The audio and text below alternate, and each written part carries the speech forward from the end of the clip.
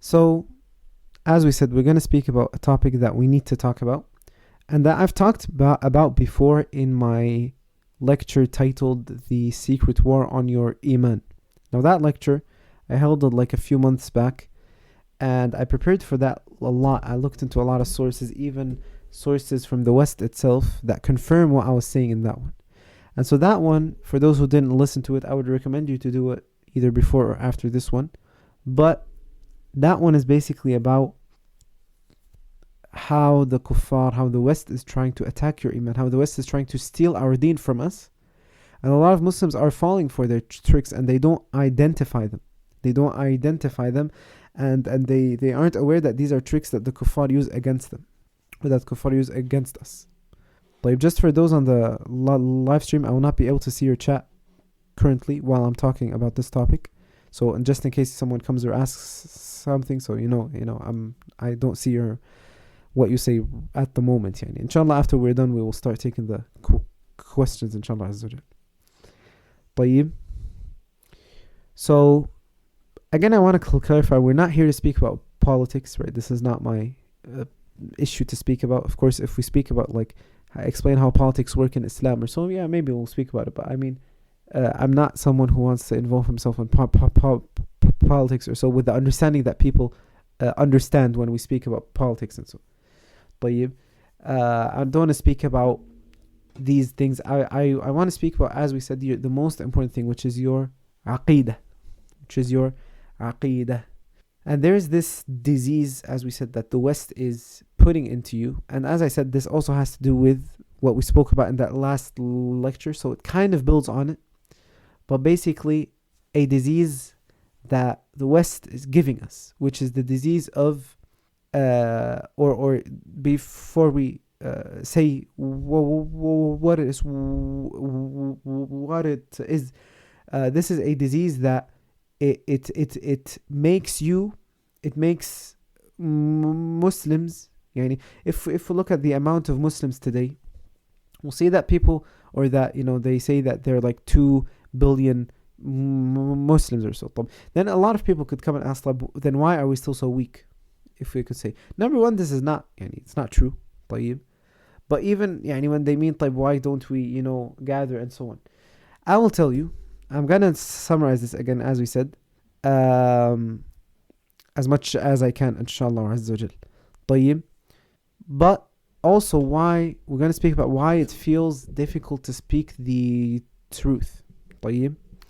Number one, the Prophet alayhi salatu wassalam, I'm not sure if this hadith is authentic or not, but it was narrated that he said that the nations will gather around the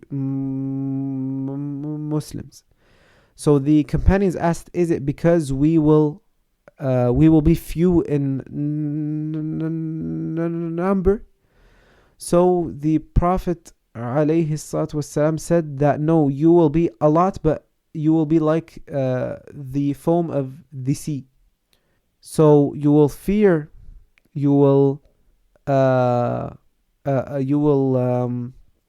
so that we will be big in number, but our effect will be small. And that is, or that disease that will inflict us and make our effect on people small, is that we love the dunya and dislike death. Let that sink in. طيب. يعني the thing that is making us, as people say, making us weak, is our love for this world. And this lecture, word, whatever you want to call it, it is not just a wake-up call for us to return to being aware that we will all die, being aware that this dunya is not worth anything.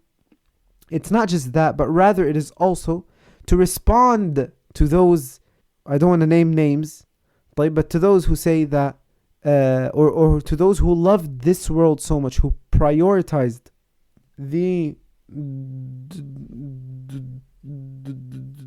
dunya over the akhirah so much that when they then come and say that we want to make the Muslims strong, they go only from the viewpoint of this world. And of course, we've spoken about that in my series about the West, in my series called Westernized. And the series is still ongoing. I paused it for the last month because I was preparing the last 3 parts, which are going to be, I might summarize them into 2, but initially the idea was to do 3 more. But currently the plan is to finish them in 2 more. But yeah, the 2 more will be about women in the West and the sexual revolution in the West. But before that,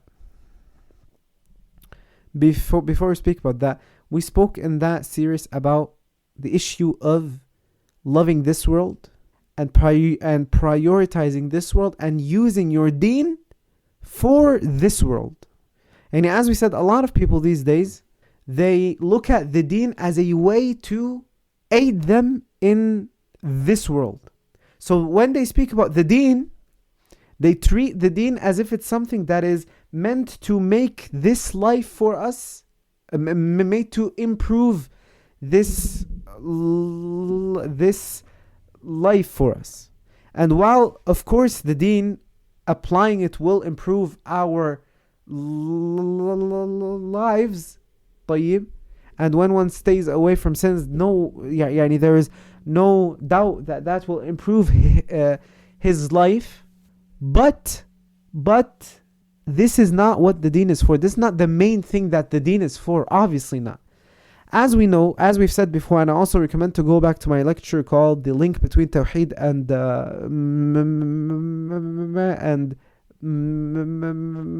Marriage. And I'm sorry if the start of this lecture felt a little all over the place, because I was trying to choose the correct words to say.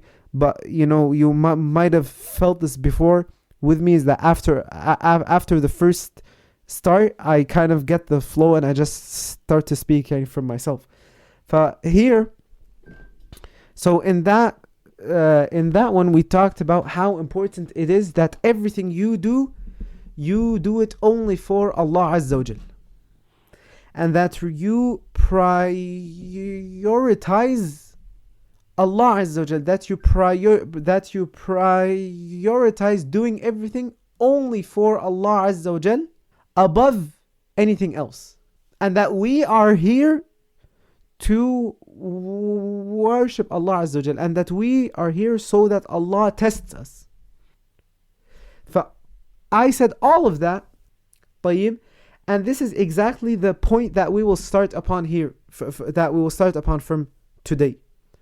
طيب. And as I said, I also I recommend that one, the link between Tawheed and I also recommend going back to the other one that was the war on your Iman, or the secret war on your Iman. These 2, and of course the series about the West if you have more time, but that's like on the side. The other 2, these are the most important 2. Now, I want to speak about the issue of that, subhanallah, when we start to prioritize this world over the next, we will be weak. طيب? We will be weak. Because khalas, everything that we will do, and we will be afraid of death, we will dislike death, طيب?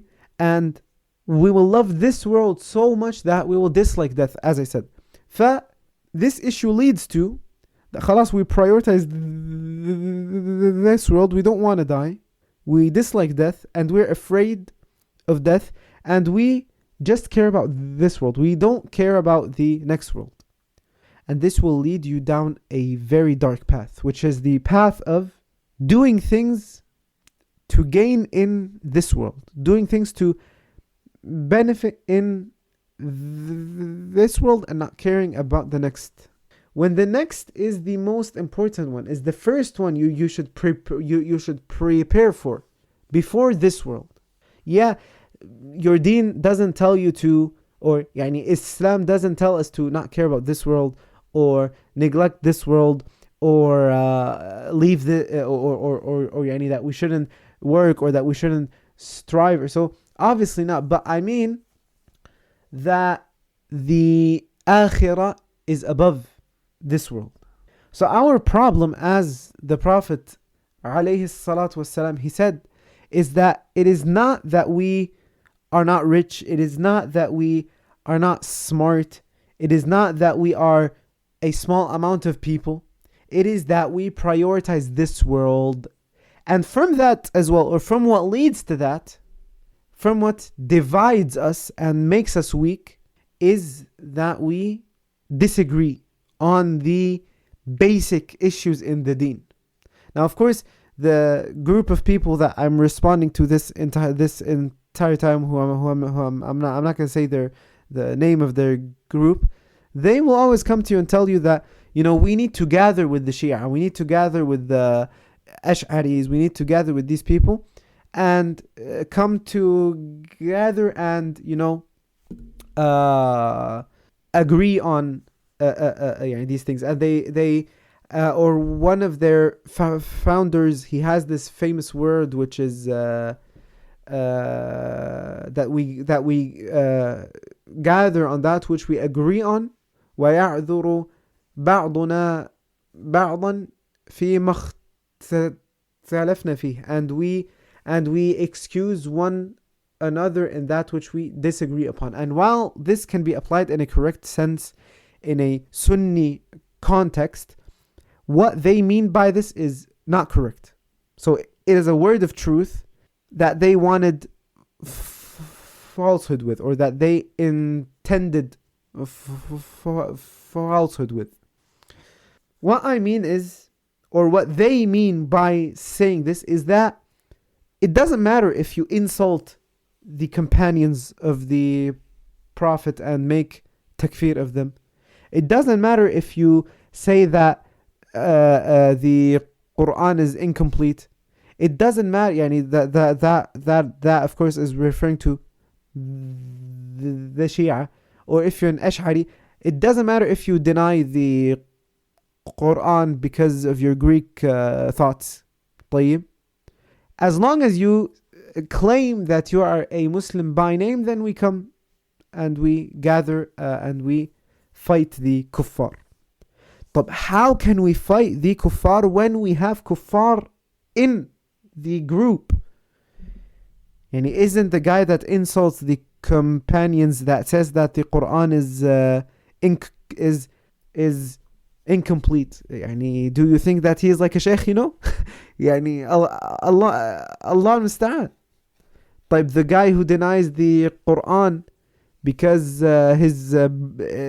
he puts Greek philosophy above it. How do you want to fight the kuffar with kuffar inside of you? If we want to be strong, we need to go back to the correct path. We need to go back to the path of Sunnah. We need to look at the Quran. We need to look at the Sunnah, and we need to take them with the understanding of the companions of the Prophet alayhi salatu wasalam, and those who follow them and those who followed them, and then based on that and then we gather on that. And then if we disagree on minor things, especially if they're not issues in aqeedah, like issues in fiqh, or is this hadith authentic or not, these are issues that everyone disagrees on. Al-Imam Ahmad would disagree with Al-Imam Al-Shafi'i, who would disagree with Al-Imam Malik, and they would disagree with Ishaq, and even in the companions we would have those that would disagree in these issues. But in the issues of aqeedah, no one disagreed on anything. Yani the issues in Aqidah that we see the companions disagree in, they are like 2 or 3 ones that are very minor, طيب, where especially in like 1 or 2 of them, yani you could even understand how the different views, they do not even contradict. This is what I'm trying to say, is that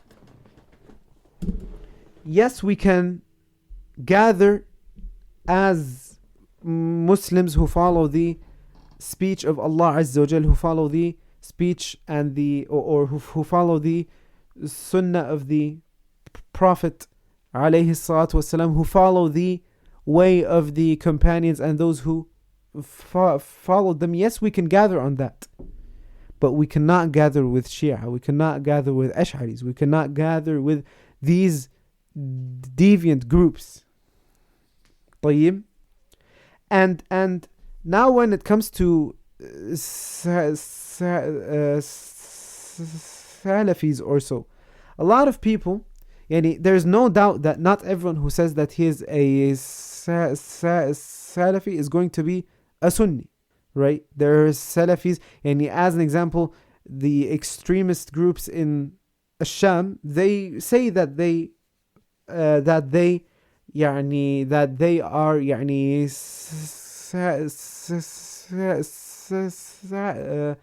Salafis and so, but of course they're not. Like, they have went astray in that path. Of course, not everyone who calls himself a Salafi is one, right? But what I mean is that when we have Salafis who do not disagree on issues, and the issues they disagree in are issues that really have no value, which is like, what do you say about Sheikh XYZ? And this is a Sheikh that is still alive or so. Like, I don't like your Sheikh, so what? Yani, are you going to think that I am an Ash'ari just because I don't like your Sheikh? Yani, as long as I respect the companions, as long as I respect, as long as I follow the way of the scholars like Al-Imam Malik and the Shafi'i and Ahmad and Ishaq and Ath-Thauri and so, and of course scholars after them that were on their way, like Shaykh al-Islam Ibn Taymiyyah or Ibn al-Qayyim or so, or those after them like Sheikh Muhammad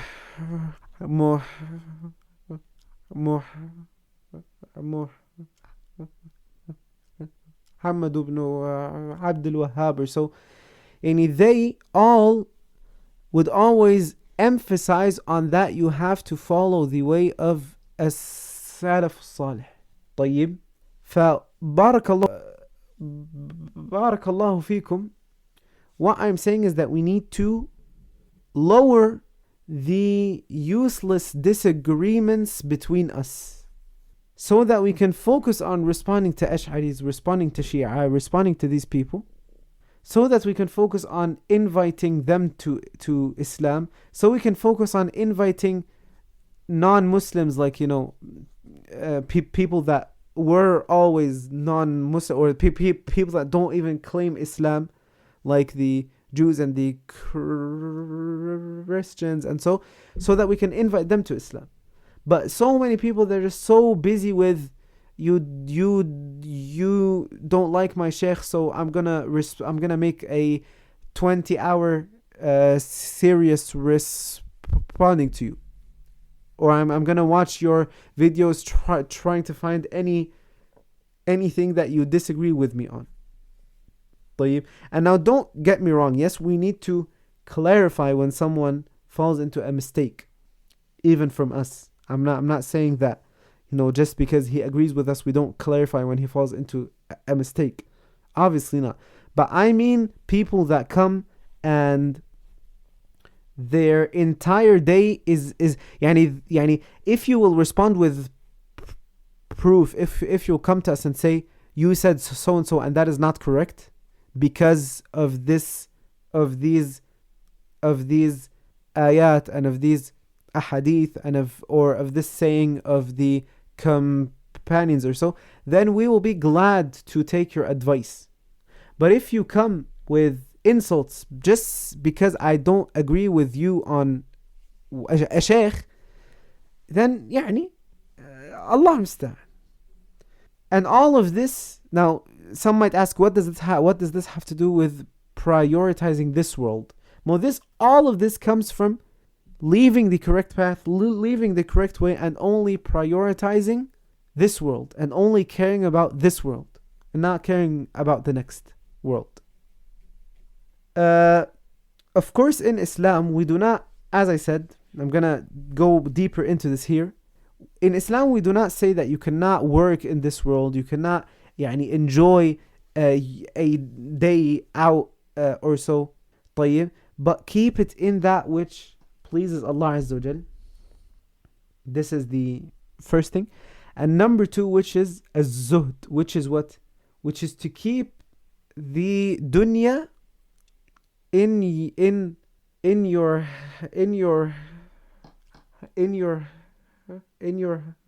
hands, and not letting it go into the heart. Because once it goes into the heart, then it will stay in there and it will be very difficult to get it out. And then you will only think about it. You will neglect the next world because you're thinking about this world so much. And because you're only prioritizing, or you're only looking at what you will gain in this world, and you don't care about the next world. So love of this world means that you prioritize comfort over the truth. Instead of wanting to spread the truth amongst people, instead of wanting to advise people, you go and you just want to chill and sit, and you don't care really about truth or not truth. Or instead of obeying Allah Azza wa Jal, you just want to chill, and you don't care, right? Or you measure success only by that which you see. And of course, from this, which doesn't have to do with what we spoke previously about, but also from these examples, is that someone's only successful, this is what I said here, is that someone's only successful if he has a big house and a big car and these stuff. No, because yes, it is allowed. Of course, no one will tell you that it's not allowed to have a nice house or a nice car or a nice phone or so. But as long as, number one, you get that from a halal income, and number two, you keep it under control. You don't start to prioritize that over the next world. And as we said, you need to do everything for Allah Azza wa Jal. You need to do everything for Allah Azza wa Jal. And again here I say, go to the series about go to the lecture about the link between Tawheed and marriage. Because in that one we talked about this as well.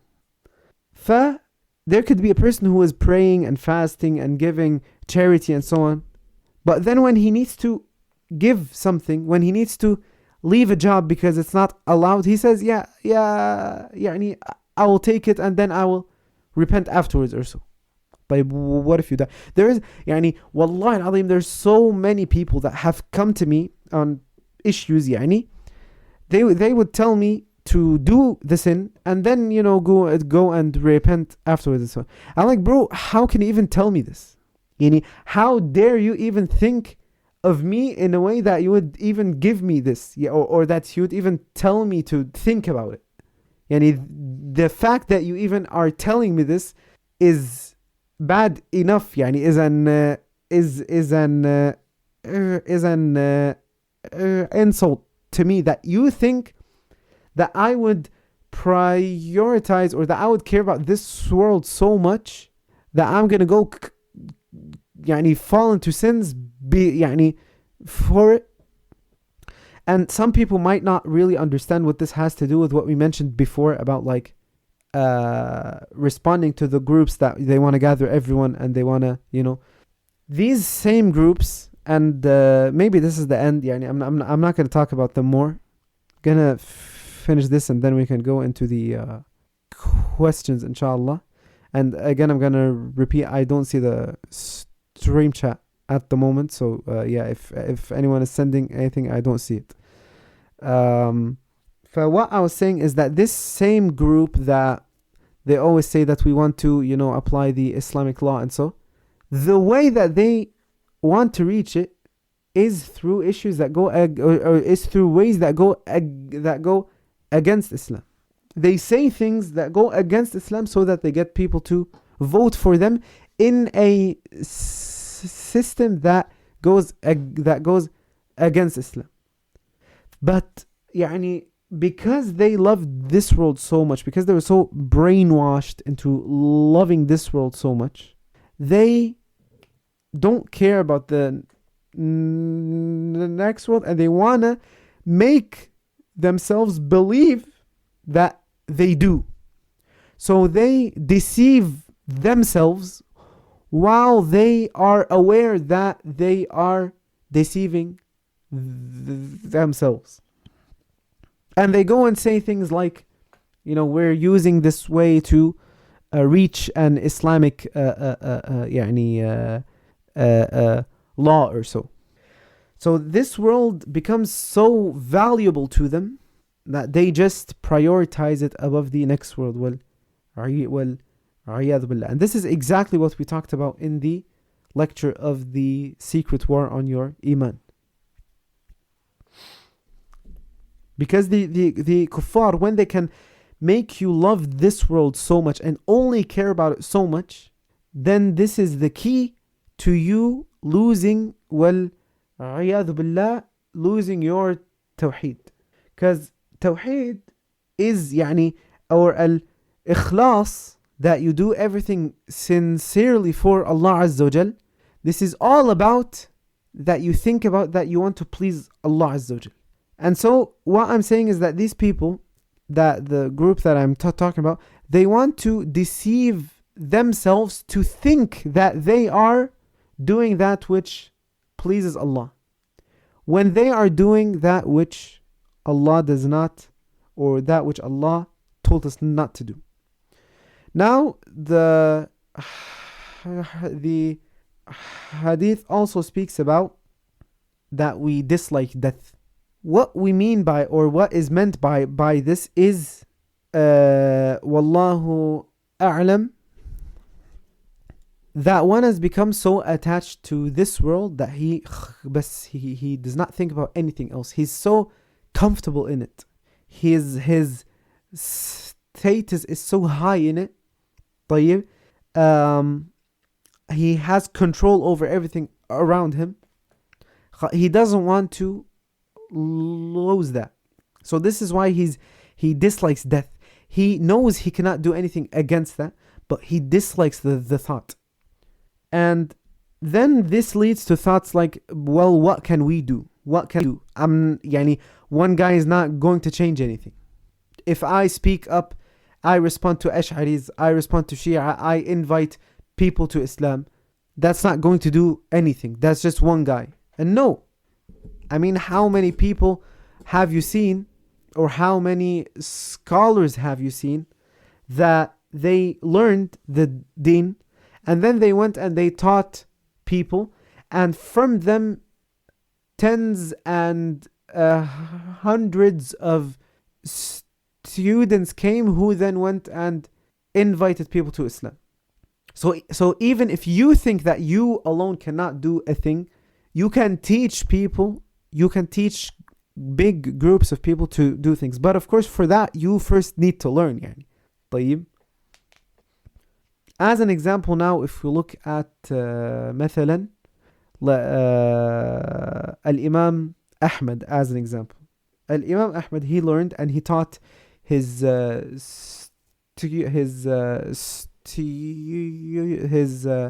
students. And Al-Imam Ahmad, he never wanted to write his own book. Yani he never wanted to write his own book like Al-Imam Malik or Al-Imam Shafi'i did. So his students would ask him stuff, and then they would write down how he would respond to that. And look at how many people follow the madhab of Al-Imam Ahmad in these days. طيب.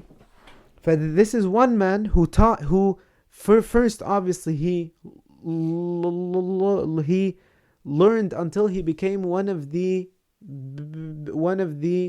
biggest scholars in Islam. And look at how many people today still learn from him. The same can be said for later scholars like Shaykh al-Islam or like Al-Imam al-Mujaddid or so.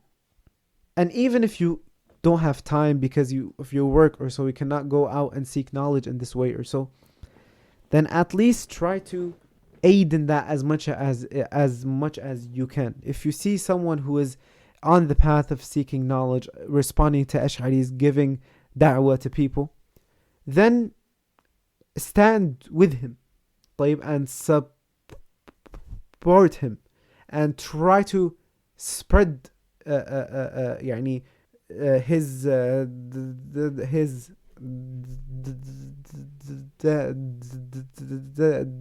da'wah. فإeven if you yourself cannot do it, then you can at least aid people that do it. Also, a sign that you've fallen into this dunya, that you just care about this world, is that all of your dua is focused on this world. You don't ask Allah to protect you from the punishment of the grave. You don't ask Allah to protect you or to grant you paradise, to protect you from the fire. All your dua is about your job, is about your marriage, your car, your kids, and so on. But that's not wrong, but where is your dua about paradise, and so on? A good way to fix this as well is to, as Allah said, that you spend from that which you love. This will decrease your attachment to this world. Let's say, as an example, some people, they get very comfortable in a certain place, right? So that you don't detach, or so that you detach from this world. Obviously, I'm not saying don't get comfortable. I mean, they get too attached to things. So why don't you just give that away, right? A lot of people, they, as example, let's say they had like a toy when they were a kid, and because they are still so attached to it, they don't want to give it away or so. Well, what about you just give it to like a kid, and see how glad he will be with that. Some people are very attached to their phones or so. Well, how about you try to go a month without your phone, right? The last thing that I want to talk about, inshallah, and then we can take the questions. I know this took longer than I thought it would take.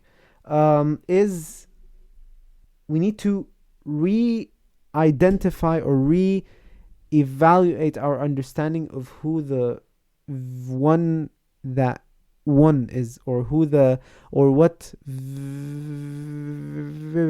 victory is. Is it the guy that has a nice car, that has a lot of followers, that has all of these things, or is it the guy who, when everyone else is asleep, he gets up and he prays to Allah Azza wa Jal? We a lot of times, and this is the last thing I'll say, inshallah Azza wa Jal, we see scientists and biologists and so on. They speak about the verse that they fall into, يعني, that they believe that they fall into the verse that where Allah said, do you يعني, do those who know and those who do not know, are they the same? يعني, that they are not the same. They think that that applies to them. And no, because Allah Azza wa Jal in the start of it, He spoke about those who أمن هو قانت آناء الليل ساجد وقائما, يعني the one who is praying at night, standing and prostrating to Allah Azza wa Jal. This is the one who knows, because knowledge is the true knowledge is the knowledge that will bring you closer to Allah Azza wa Jal. True knowledge is that which will make you attain paradise, inshaAllah Azza wa Jal, and not a science experiment or so. I mean, yeah, that, you know, you could gain from it, but that is not what is meant here. Wallahu musta'an. طيب, barakallahu feek. Barakallahu feekum. We will end this talk here, and we will start to answer your questions, inshaAllah Azza wa Jal. No, Allah musta'an.